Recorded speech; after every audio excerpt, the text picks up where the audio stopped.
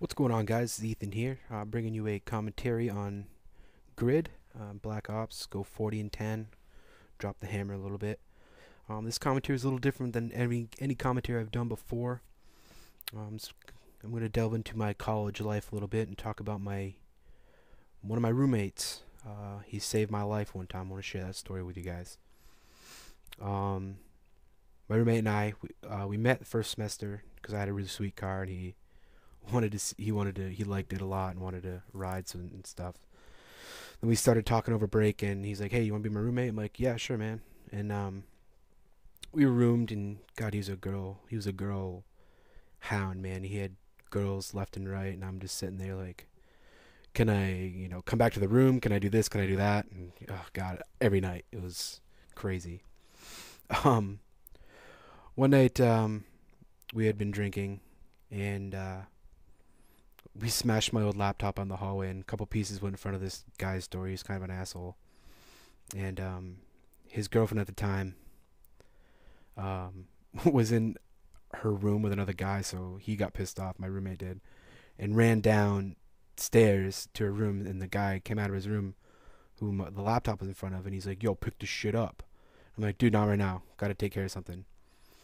So when we came back, all my computers in front of my door because that guy had picked it up. I'm like, "Oh, thank you," and he kept calling me the N word, and I'm like, "Yo, man, I'm a white guy. Like, I don't like that." He's like, "Yo, you're my bitch. You'll do what I tell you." I'm like, "No, I won't actually." And it was him and his three friends in the hallway, and me and this one girl. And I was like, "Oh, I'm gonna be the bigger man. I'm just gonna turn and walk away." So as I turned to open my door, he just cold clocks me right in the side of the head. And I'm a pretty big guy, and I just kind of like stumbled a little bit and looked right at him. And then I just went like Bobby Boucher on him in the corner. I lifted his shirt up over his head and like gave him a couple body shots. And then one of his buddies punched me in the back of the head. I fell backwards and hit my head against the door and fell on the ground. Then they all started kicking me, and the girl I was with started screaming and whatnot. And then last thing I remember is getting kicked in the side of the face.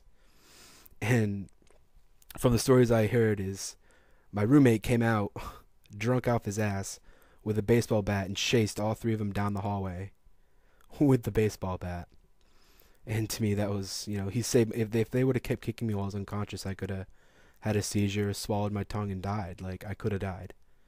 To this day, I still have a lot of memory problems from that because I was really, really, really knocked the fuck out. And my speech isn't quite the same. Like, I do notice that I stutter a lot more now than before the incident because of my brain thing that I got from that. But if he didn't step in and be brave and whatnot, who knows what would have happened. And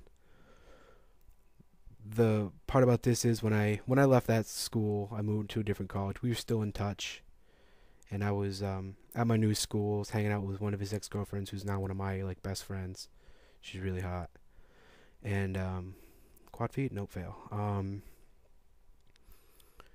She was over, and she was kind of not. She was with my one of my friends in the other room, and I just hear her sobbing, and my buddy comes running in, and he's like, "Yo, you gotta come over here and check with Lori. I don't know what her problem is."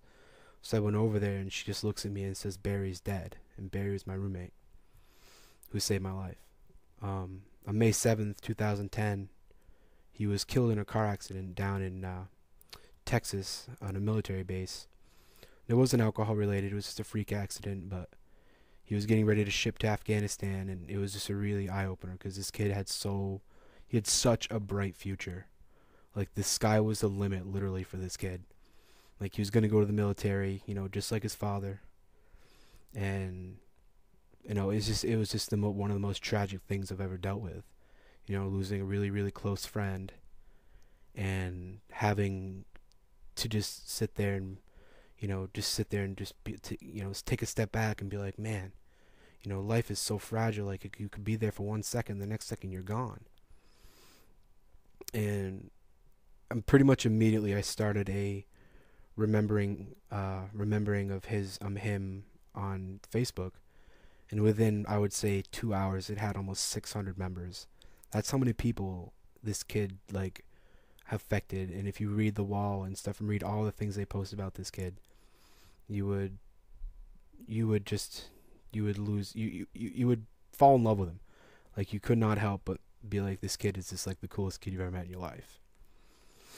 So when the funeral came and all this stuff, we all met. All the college people met. It was like a year after I was there at college. We all met at the college. We took 3 cars up, all of us together. It was kind of like, it was a fun time for us, but it was also, the main point of it. I mean, he would not want us. His name was Barry. He would not have wanted us to be all sad and shit. He would want us to go up there and have a fucking blast, get fucking cocked. And all we did, and just remembering, the wake and whatever, and just seeing all his pictures, just remembering all the fun times we had was really, really tough. And then, then going to the funeral and seeing, my friend Lori be like the last one to leave his grave, like hunched over the grave, holding a picture of him. It was really, really a tough thing to watch. And seeing all of our friends, all these tough people, like, I'm a pretty tough guy, and, all my friends that were friends with were all pretty tough, and just to see us and see them at their most vulnerable, tears in their eyes, just how many lives this kid touched is just beyond me. And to this day, I would say once or twice a day, I check his thread, the thread I created, and every single day, people post on his thread, thank you so much, I remember, and then just posting their memories. And for the next couple of commentaries, I wanted to share some of my memories with him, with you guys, because you guys are my friends. One real quick one. I don't want to end on a sad note. One real quick one. Before he was my roommate, we were playing darts in his room. It was me, him, and my friend Ryan. And I was hammered. I threw a dart, and it got stuck in the ceiling, and we forgot about it, whatever. And I sat down on the bed, and this fucking dart falls out of the ceiling and sticks in my top of my knee. I look at it, and Ryan looks at it, and I'm just like, what the fuck? And Barry comes running over and just rips it out of my leg, and I'm like, ow! And the next day I couldn't even move my fucking leg because it like literally stuck into my knee bone. But man, those were pretty fucking crazy time. And I have plenty of more stories. If you guys want to hear some more college stories between me and Barry, please let me know because I have a shit ton. This commentary is winding down. I know it's not the usual, happy-go-lucky thing, but I've been, thinking about him a lot and stuff and just miss him. But thanks for listening, guys. My name is Ethan, and I throw shit. Peace.